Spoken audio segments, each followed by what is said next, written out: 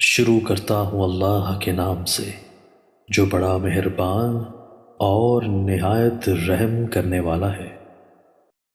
حضرت ابو ہریرہ رضی اللہ عنہ سے مرفوع مروی ہے کہ جس شخص نے ہدایت کی طرف بلایا اس شخص کے لیے ان لوگوں کے اجر کے برابر اجر ہوگا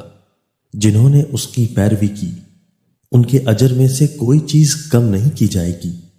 اور جس شخص نے گمراہی کی طرف بلایا اس پر ان لوگوں کے گناہوں کے برابر گناہ ہوگا جنہوں نے اس کی پیروی کی، ان کے گناہوں سے کچھ کم نہیں ہوگا۔ حضرت انس رضی اللہ عنہ سے مرفوع مروی ہے